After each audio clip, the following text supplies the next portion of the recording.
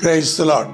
మన ప్రభువును ప్రియ రక్షకుడైన యేసుక్రీస్తు నామములో మీకు శుభములు తెలియచేస్తున్నాను. క్రైస్ట్ కౌంటెంట్ చర్చ్ నిర్వహించు మహిమగల సంఘం అనే ఆధ్యాత్మిక కార్యక్రమమును మీరు చూస్తూ దీవించబడుచున్నారని ప్రభువుని స్తుతిస్తూ ఉన్నాం. ఈ కడవరి దినాల్లో దేవుని వాక్యం మనకెంతో అవసరం.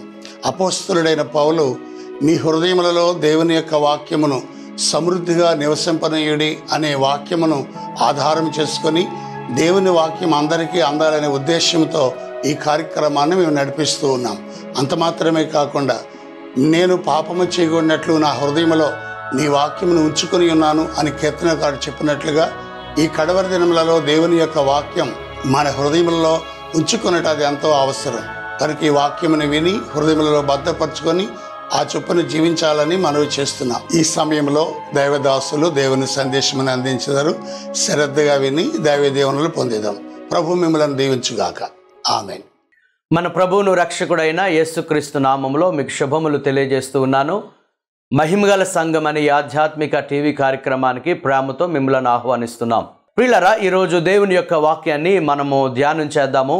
అపోస్తలుడైన పౌలు కొలస్సీయులకు రాసిన పత్రిక 3వ అధ్యాయం 15వ వచనంలో కృతజ్ఞులై ఉండుడి అనే మాటను పౌలు సంఘానికి తెలియజేస్తూ ఉన్నాడు.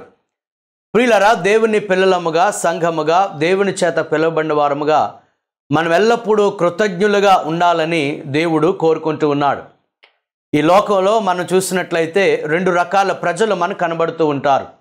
ఒకటి కృతజ్ఞులు అనగా కృతజ్ఞత కలిగిన వారు. రెండవది కృతజ్ఞులు అనగా కృతజ్ఞత లేనివారు.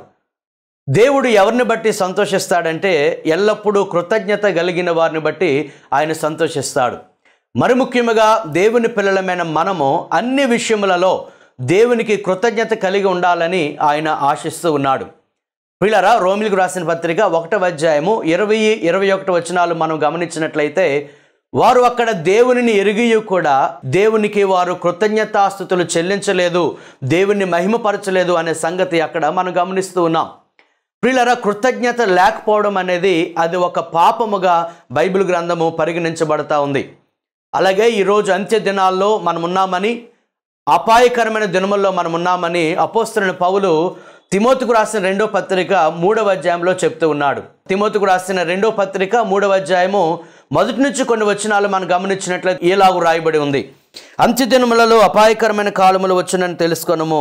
ఎలాగనగా మనుషులు స్వార్థప్రియులు, ధనాపేక్షులు, బింకములాడువారు, అహంకారులు, దూషకులు, తల్లిదండ్రులకు అవిధేయులు, కృతజ్ఞత లేనివారు, అపవిత్రులు, అనురాగరహితులు, అతిద్వేషులు, అపవాదకులు, అజితేంద్రియులు, క్రూరులు, సజ్జన ద్వేషులు, ద్రోహులు, మూర్ఖులు, గర్వాంధులు, దేవుని కంటే సుఖానుభవం ఎక్కువగా ప్రేమించేవారు, పైకి భక్తి గల వారి వలె ఉండియు దాని శక్తిని ఆశ్రయించిన వారున ఇందురు.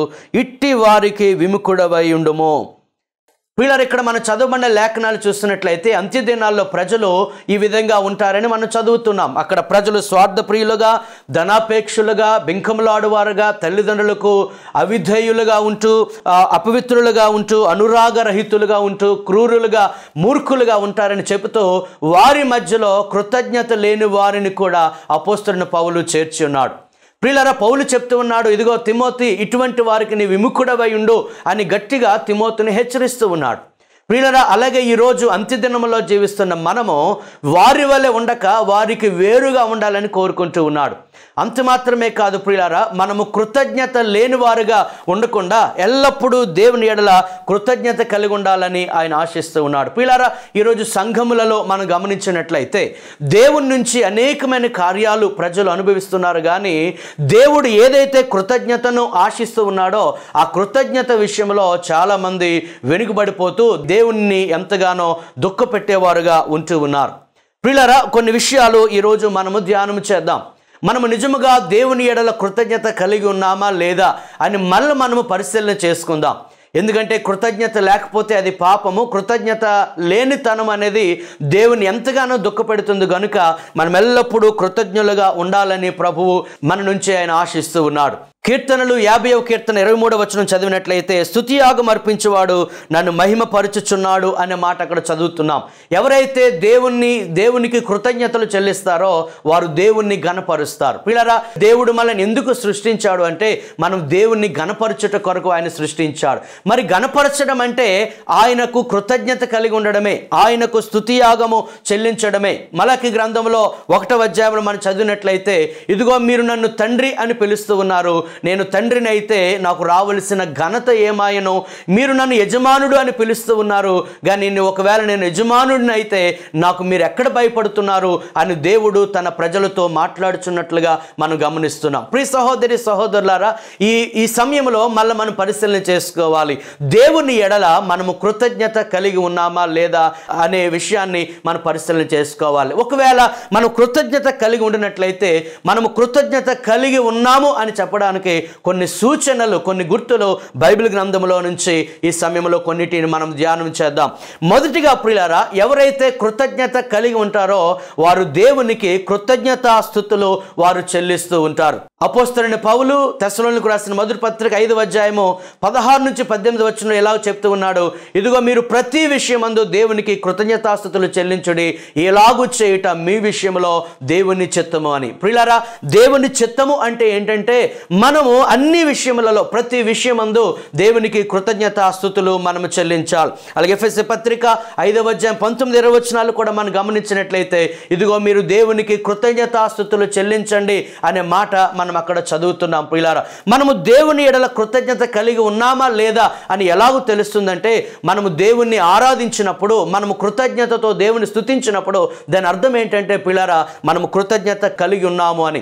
లూకాసు సువార్త 17వ అధ్యాయంలో మనం గమనిస్తే, యేసుక్రీస్తు వారు ఒక గ్రామంలోనికి వెళుతున్న సమయంలో, యేసుక్రీస్తు వారు ఒక చోట ఉన్నప్పుడు ప్రియులారా, ఒక 10 మంది కుష్ఠరోగులు యేసుక్రీస్తుని అడుగుతూ ఉన్నారు, దావీదు కుమారుడైన యేసు మమ్మను కరుణించు, మమ్మను బాగు చేయని కేకలు వేసినప్పుడు యేసుక్రీస్తు వారు వారి మీద కనికరపడి ఆ 10 మందిని కూడా ఆయన శుద్ధులుగా చేసినట్లుగా మనం అక్కడ చదువుతున్నాం. వారు తాము యాజకులకు కనుపరుచుకొని వారు శుద్ధులైన తరువాత వారిలో ఒక్కడు మాత్రమే తిరిగి వచ్చి యేసయ్యను అనగా దేవుణ్ణి మహిమపరిచాడు. ప్రియులారా, అప్పుడు యేసుక్రీస్తు వారు అంటూ ఉన్నాడు, ఇదిగో నన్ను మహిమపరచుటకు ఈ అన్యుడు తప్ప, ఈ సమరయుడు తప్ప మరి ఎవరు రాలేదని ప్రభువు బాధపడినట్లుగా మనం చదువుతున్నాం. నిజానికి 10 మంది కుష్ఠరోగులను కూడా యేసయ్య స్వస్థపరిచాడు, కానీ ఒక్కడు మాత్రమే కృతజ్ఞత కలిగి దేవుణ్ణి మహిమపరచడానికి తిరిగి వచ్చినట్లుగా మనం అక్కడ చదువుతున్నాం. ప్రియులారా, మనము నిజముగా దేవుని ఎడల కృతజ్ఞత కలిగి ఉన్నవారమైతే మనము దేవుణ్ణి మనము స్తుతిస్తాం,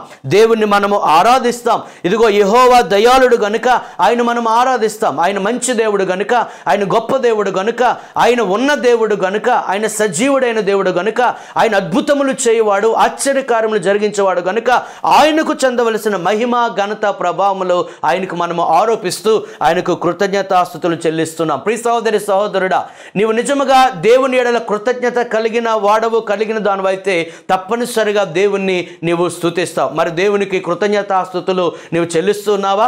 ప్రియులారా, దేవుడు మీ జీవితాల్లో, మనందరి జీవితాల్లో ఎన్నో కార్యాలు ఆయన జరిగించి ఉన్నాడు.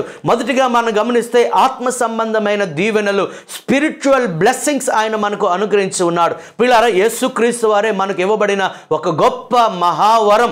ఆయన మనకు ఒక వరముగా, ఒక బహుమానముగా తండ్రి అయిన దేవుని చేత ఆయన మనకు అనుగ్రహించబడ్డాడు. అందుచేత యేసుక్రీస్తును బట్టి దేవునికి కృతజ్ఞతాస్తుతులు చెల్లించాలి. యేసుక్రీస్తు ద్వారా వచ్చే చెప్పసఖ్యము కానీ ఆ యొక్క రక్షణ అనే ఒక గొప్ప బహుమానమును బట్టి దేవునికి మనము కృతజ్ఞతాస్తుతులు చెల్లించాలి. అలాగే యేసుక్రీస్తు వారి ద్వారా మనకు నిత్య జీవము వాగ్దానం చేయబడింది, దాన్ని బట్టి దేవునికి మనం కృతజ్ఞతలు చెల్లించాలి. అలాగే పిల్లల లోకములో పాపములో ఉన్న మనలను, చీకటిలో ఉన్న మనలను ఆశ్చర్యకరమైన వెలుగులోనికి ఆయన నడిపించి దేవుడు స్వరక్తమిచ్చి సంపాదించిన గొప్ప సంఘములో మనల్ని సభ్యులుగా చేర్చాడు, పరలోక వారసులుగా ఆయన మనల్ని చేర్చాడు. దాన్ని బట్టి కూడా మనము దేవునికి కృతజ్ఞతాస్తుతులు చెల్లించాలి. ప్రియులారా, దేవునికి కృతజ్ఞతలు చెల్లించుట కొరకు ఎన్నో కారణాలు మనము చూడవచ్చు. ప్రియులారా, అంత మాత్రమే కాదు, దేవుడు ఎల్లప్పుడూ కూడా మనతో ఉంటానని వాగ్దానం చేశాడు. ఇదిగో సదాకాలము యుగ సమాప్తి వరకు నేను మీకు తోడుగా ఉంటానన్నాడు. ఎన్నో శ్రమలు, శోధన మనకు కలిగినప్పుడు కూడా ఆయన మనల్ని విడిచిపెట్టకుండా మనకు తోడుగా వచ్చి ఉన్నాడు. ఆయన కృపను బట్టి ఆయనకు మనం స్తుతులు చెల్లించవచ్చు. అలాగే భౌతికపరమైన ఎన్నో దీవెనలు ఆయన మనకు అనుగ్రహించి ఉన్నాడు. ప్రియులారా, దినవృత్తాంతం మొదటి గ్రంథము 29వ అధ్యాయము 12-13 2 వచనాలు గమనిస్తే అక్కడ కొన్ని విషయాలు మనము గ్రహించవచ్చు. ఐశ్వర్యమును గొప్పతనమును నీ వలన కలుగును, నీవు సమస్తమును ఏలువాడవు, బలమును పరాక్రమమును నీ దానములు, హెచ్చించువాడవును, అందరికీ బలం ఇచ్చువాడవును నీవే. మా దేవ, మేము నీకు కృతజ్ఞతాస్తుతులు చెల్లించున్నాము, ప్రభావము గల నీ నామమును కొనియాడుచున్నాము. ప్రియులారా, మనకు ఐశ్వర్యము గొప్పతనము ఆయన వల్లే మనకు కలుగుతుంది అని, సమస్తము కూడా అనగా బలము పరాక్రమము ఆయన దానములు అని మనం అక్కడ చదువుతున్నాము. మనల్ని హెచ్చించేవాడు కూడా ఆయనే. ప్రియులారా, ఈ భౌతికంగా మనకు అవసరమైనవన్నీ కూడా ఆయన అనుగ్రహిస్తున్నాడు. అందును బట్టి ఆయనకు మనము కృతజ్ఞతాస్తుతులు మనం చెల్లించాలి. ఆయన మనకిచ్చే కాపుదల, భద్రత, ఈరోజు మనం ఈ విధంగా సజీవులుగా ఉన్నామంటే అది దేవుడు మనకు అనుగ్రహించిన భద్రత. ప్రియులారా, లోకములో మనం చూసినట్లయితే అపాయకరమైన దినముల్లో మనం ఉన్నాం, దుర్దినములలో మనం ఉన్నాం. మనిషికి ఎప్పుడు ఏమి జరుగుతుందో తెలియని పరిస్థితి, ఎన్నో ప్రమాదములతో కూడిన వార్తలు మనం వింటున్నాం. క్షణికములోనే ప్రజలు తమ ప్రాణాలను కోల్పోతూ ఉన్నారు. అటువంటి భయంకరమైన దినములలో నీవు నేను సజీవులుగా ఉన్నామంటే అది కేవలము దేవుని యొక్క ఉచితమైన కృప. అందును బట్టి దేవునికి మనం ఎల్లప్పుడూ కృతజ్ఞతాస్తుతులు మనము చెల్లించవలసిన వారమై ఉంటూ ఉన్నాం. అంత మాత్రమే కాదు ప్రియులారా, దేవుడు మన జీవితంలో ఎంతో మంది ద్వారా మనకు మేలు కలిగించున్నాడు. దేవుడు మనకు అనుగ్రహించిన కొంతమంది ప్రజలను బట్టి మనం దేవుని స్తుతించాలి, మన కుటుంబమును బట్టి దేవుని స్తుతించాలి, దేవుడిచ్చిన సంఘమును బట్టి దేవునికి కృతజ్ఞతాస్తుతులు చెల్లించాలి. ఎల్లప్పుడూ మనల్ని ప్రోత్సహించి ఆదరించి, కొన్నిసార్లు మనం దారి తప్పిపోయినప్పుడు మనల్ని సరిచేసే దైవ సేవకులను బట్టి దేవునికి మనం ఎల్లప్పుడూ కృతజ్ఞతాస్తుతులు చెల్లించాలి. పిల్లలు ఇలాగ చెప్పుకుంటా పోతే ఎన్నో విషయాలు ఉన్నాయి ఆయనకు కృతజ్ఞతాస్తుతులు చెల్లించడానికి. మరి నీ జీవితంలో దేవుడు ఎన్నో కార్యాలు చేశాడని అంటున్నావు. మరి దేవునికి నీవు కృతజ్ఞతాస్తుతులు చెల్లిస్తూ ఉన్నావా? దేవుణ్ణి నీవు ఆరాధిస్తున్నావా? దేవుడు ఇచ్చినంత వరకు ఒకవేళ దేవా నాకు దయచేయు అని ప్రార్థించి ఉండొచ్చు, కానీ ఆయన ఇచ్చిన తర్వాత దేవుణ్ణి కృతజ్ఞతాస్తుతులు చెల్లిస్తున్నావా? ప్రియులారా, అపోస్తలుల గారి 3వ అధ్యాయంలో శృంగారమన దేవాలయం యొద్ద ఒక కుంటి భిక్షకుడు ఉన్నాడు. సుమారు 40 సంవత్సరాల నుంచి అతడు లేవలేని పరిస్థితిలో ఉన్నాడు. పేతురు, యోహానులు అక్కడికి వెళ్ళి నజరేయుడని యేసు నామములో నీవు లేచి నిలువమని చెప్పగా అతడు లేచి నిలిచి నడుచొచ్చు, గంతులు వేయచ్చు, దేవుని స్తుతించచ్చు అతడు దేవాలయంలోనికి వెళ్ళినట్లుగా మనం చూస్తున్నాం. ప్రియులారా, అతని జీవితంలో 40 సంవత్సరములలో చూడని ఒక మహాద్భుతాన్ని అతడు చూసి ఉన్నాడు. అతడి జీవితంలో దేవుడు ఘనకార్యం జరిగించాడు. అందుకే దేవుని స్తుతించచ్చు అతడు దేవాలయంలోనికి వెళ్ళినట్లుగా మనం చదువుతున్నాం. ప్రియ సహోదరి సహోదరుడా, మరి దేవుని నీవు స్తుతిస్తున్నావా? ఇంకా చెప్పాలంటే ప్రియులారా, మనము ప్రతి విషయమందు దేవుని స్తుతించాలని లేఖనాలు చెబుతూ ఉన్నాయి. మనం అన్ని అనుకున్నవి అనుకున్నట్టు జరిగినప్పుడు మాత్రమే కాదు, ఊహించినట్టు జరిగినప్పుడు మాత్రమే కాదు, మన ప్రార్థనలకు దేవుడు వెంటనే సమాధానం ఇచ్చినప్పుడు మాత్రమే కాదు, పరిస్థితులు ఎలాగున్నప్పటికీ దేవుని మనం స్తుతించాలి. ప్రియులారా, పాత నిబంధన గ్రంథంలో యోబు గురించి ఆలోచన చేస్తే, యోబు తన 7 కుమారులను 3 కుమార్తెలను ఒకే రోజు అతడు కోల్పోయి ఉన్నాడు. తన ఆస్తి అంతటిని కోల్పోయి ఉన్నాడు, అలాగే తన ఆరోగ్యాన్ని కోల్పోయి ఉన్నాడు. తన స్నేహితులు, తన బంధువులు అందరూ ఆయనను విడిచిపెట్టి వెళ్ళిపోయి ఉన్నారు. అయినప్పటికీ యోబు దేవుని నామమునకు స్తుతి కలుగునుగాక అని దేవుని స్తుతిస్తూ ఉన్నాడు. మరి నీవు ఆ విధంగా యోబు వలె పరిస్థితులు ఎలాగున్నా దేవుని స్తుతించగలుగుతున్నావా?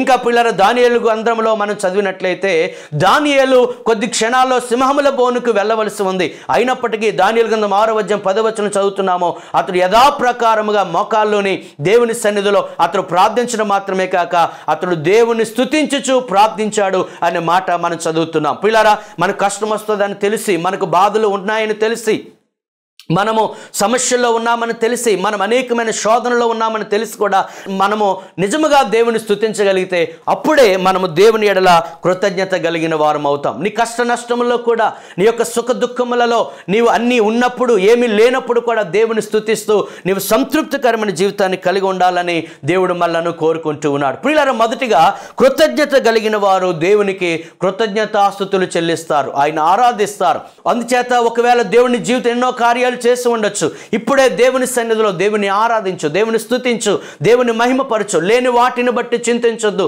చాలా మంది పిల్లారా, ఉన్న వాటిని బట్టి దేవుని స్తుతించడం అనేసి లేని వాటిని గురించి ఆలోచిస్తూ చింతిస్తూ వారి జీవితాలను నాశనం చేసుకుంటూ, వారి ఆరోగ్యాలను పాడు చేసుకుంటూ దేవుని కొరకు చేయవలసిన కార్యాలు చేయకుండా ఉంటారు. పిల్లారా, దైవ సేవకునిగా నేను చెప్పుచున్న మాట ఏంటంటే, లేని వాటిని బట్టి చింతించడం మానేసి ఇప్పటికే దేవుడు నీకు అనుగ్రహించిన వాటిని బట్టి దేవుని నీవు స్తుతించాలి. ఈరోజు నీవేదైతే ఏదైతే కలిగి ఉన్నావో అటువంటి దీవెనలు ఇంకా చాలా మందికి లేవు.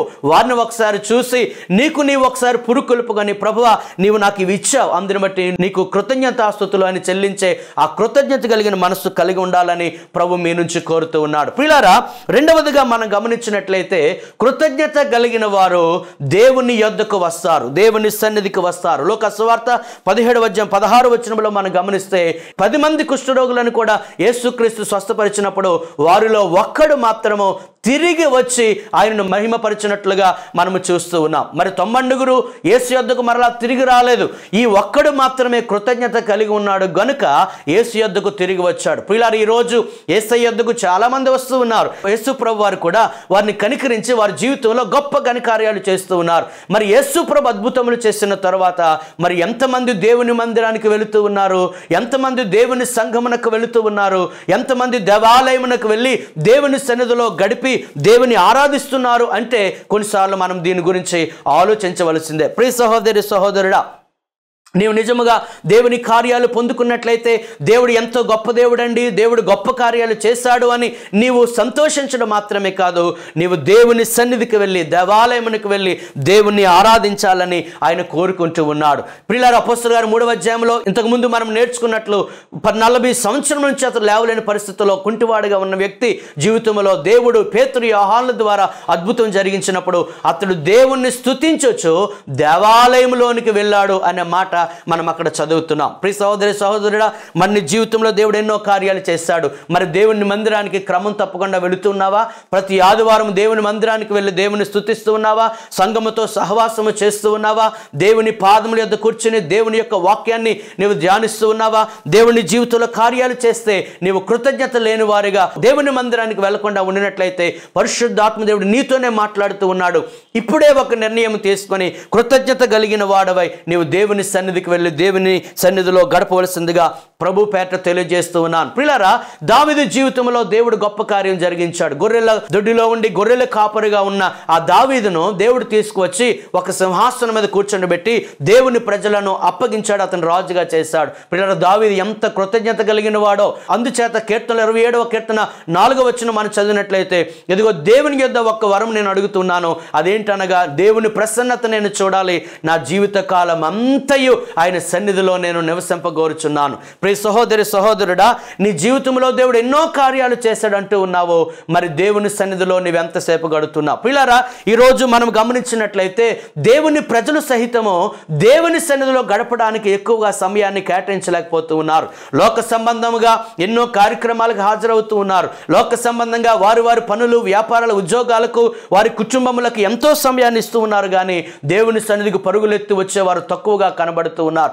దేవుని యందు కృతజ్ఞత కలిగిన బిడ్డవైతే నువ్వు తప్పనిసరిగా ఆసక్తితో పరుగులెత్తి దేవుని సన్నిధిలో నువ్వు గడపాలని దేవుడు నీ నుంచి ఆయన కోరుతూ ఉన్నాడు. అందుకే కీర్తనకారుడు అంటున్నాడు, దుప్పి నీటి వాగుల కొరకు ఆశపడినట్లు దేవా నీ కొరకు నా ప్రాణము తృష్ణగొనుచున్నది, నీ సన్నిధికి నేను ఎప్పుడు వచ్చేదను అన్న ఆరాటము నాలో ఉంది అని కీర్తనకారుడు చెప్తున్నాడు. మరి నీకు ఆ ఆరాటము, ఆ ఆతృత నీవు కలిగి ఉన్నావా? చాలా మంది పిల్లల దేవుని సన్నిధిలో అందరూ ఆరాధనకు వెళతా ఉంటే చాలా మంది పాటలు పాడే సమయానికి, దేవుని ఆరాధించే సమయానికి చాలా మంది దేవుని మందిరానికి వెళ్లకుండా వాక్యం అందించే సమయానికి వెళ్ళేవారు ఈరోజు చాలా మంది కనబడుతూ ఉన్నారు. ప్రియులారా, గమనించినట్లయితే వారు దేవుని ఆరాధించడం లేదు, అనగా వారు దేవుని యేడల కృతజ్ఞత లేని వారుగా మనము వారిని ఎంచవచ్చు. ప్రియ సహోదరి సహోదరుడా, మరి దేవాలయమునకు వెళ్ళి దేవుని నీవు ఆరాధిస్తూ ఉన్నావా? 95వ కీర్తనలో కీర్తనకారుడు అంటున్నాడు, ఇదిగో దేవుని మందిరమునకు వెళ్ళుదామని జనులు నాతో అన్నప్పుడు నేను ఎంతో సంతోషించాను అని. ప్రియులారా, కృతజ్ఞత కలిగిన వారు దేవుని మందిరానికి సంతోషముగా, ఆతృతగా, ఆసక్తితో వెళ్తారు. మరి నీవు కృతజ్ఞత నీకు ఉందో లేదో నీవు పరిశీలన చేసుకోవాల్సిందిగా నేను కోరుతూ ఉన్నాను. అలాగే ప్రియులారా, కృతజ్ఞత కలిగిన వారు తప్పనిసరిగా వారు ప్రార్థన చేస్తారు. 116వ కీర్తనలో మనం గమనించినట్లయితే ప్రియులారా, అక్కడ వ్రాయబడిన మాట, ఇదిగో దేవుడు నాకు చేసిన ఉపకారములకు నేనేమి చెల్లించేదనో 13వ వచనము, రక్షణ పాత్రను చేతబుచ్చుకొని యెహోవా నామమున ప్రార్థన చేసేదను. ప్రియులారా, కృతజ్ఞత కలిగిన వారు ఆయనకు ప్రార్థన చేస్తారు. ప్రార్థన అనగా ఆయనతో మాట్లాడతారు. ఆయన సన్నిధిలో ఎక్కువ సమయాన్ని గడుపుతూ ఆయనకు ప్రార్థించాలని దేవుడు మన నుంచి కోరుకుంటూ ఉన్నాడు. ప్రియులారా, ఎట్టి పరిస్థితుల్లో కూడా మనము ప్రార్థన మానివేయకూడదు. లోక లోకాసువార్త 18:1 చదువుతున్నాము, విసుకక మీరు నిత్యము ప్రార్థించండి అని. పరిస్థితులు ఎలాగున్నా మనము ప్రార్థిస్తూనే ఉండాలి. అబ్రహాము దేవుని సన్నిధిలో అతడు ప్రార్థించాడు. దేవుడు అతని జీవితంలో గొప్ప కార్యములు చేసిన ప్రతిసారి కూడా అబ్రహాము ఒక బలిపీఠమును కట్టి, అతడు దేవుడు ప్రత్యక్షమైన ప్రతిసారి బలిపీఠమును కట్టి దేవునికి ప్రార్థన చేశాడు. దాన్ని బట్టి అర్థమవుతుంది అబ్రహాము ఒక కృతజ్ఞత కలిగిన వ్యక్తి అని. ప్రియ సహోదరి సహోదరుడా, మరి నీవు దేవుని సన్నిధిలో ప్రార్థన చేస్తున్నావా? ఫిలిప్పీలు రాసిన పత్రికలో మనం చదువుతున్నాము, కృతజ్ఞతాపూర్వకముగా మీ విన్నపములు దేవునికి తెలియజేయండి అని. అనగా కృతజ్ఞత కలిగిన వారు విన్నపములు దేవునికి తెలియజేస్తారు, వారు ప్రార్థన చేస్తారు. మరి ఈరోజు ప్రభు నిన్ను అడుగుతూ ఉన్నాడు, నీ ప్రార్థన జీవితం ఎలాగుంది? నీ జీవితం ఎన్నో కార్యాలు ప్రభు చేస్తున్నాడు, నీవు ప్రభుతో నీ సమయాన్ని గడుపుతున్నావా, ఆయనకు ప్రార్థన చేస్తున్నావా అని మళ్ళీ మనం పరిశీలన చేసుకోవాలి. అంత మాత్రమే కాదు ప్రియులారా, కృతజ్ఞత కలిగిన వారు చేసే మరి యొక్క కార్యం ఏంటంటే 116వ కీర్తన 17వ వచనము మనం చదివినట్లయితే ఈ విధంగా వ్రాయబడింది, నేను నీకు కృతజ్ఞతార్పణ నర్పించదను, యెహోవా నామమున ప్రార్థన చేసేదను. ప్రియులారా, కృతజ్ఞత కలిగిన వారు కేవలము స్తుతులు చెల్లించడము, ప్రార్థన చేయడం మాత్రమే కాదు, కానీ వారు దేవునికి కృతజ్ఞత అర్పణలు వారు ప్రభువుకి సమర్పిస్తారు. ఈరోజు చాలా మంది దేవుడు ఎన్నో కార్యాలు చేశాడు అని సాక్ష్యం ఇస్తారు, అనేకమైన సెలబ్రేషన్ చేస్తారు, కానీ దేవునికి కృతజ్ఞత అర్పణలు వారు చెల్లించిన వారుగా ఉంటూ ఉన్నారు. పిల్లరా, ఆది కాండములో మనం గమనించినట్లయితే అబ్రహాము సొదొమ గొమొర్రాల రాజులను జయించి అతడు తిరిగి వచ్చినప్పుడు మెల్కీసెదెకు అనే యాజకుడు కనబడినప్పుడు అతనికి తన 10వ వంతు చెల్లించినట్లుగా మనం గమనిస్తూ ఉన్నాం. పిల్లలు, అప్పటికి ఇంకా ధర్మశాస్త్రం రాలేదు, అప్పటికి ఇంకా 10వ వంతు చెల్లించాలి అనే ఆజ్ఞ ఇంకా దేవుడు ఇవ్వలేదు. అయినప్పటికీ ఎవరూ అబ్రహాముకి చెప్పలేదు, కానీ అతనిలో ఉన్న కృతజ్ఞత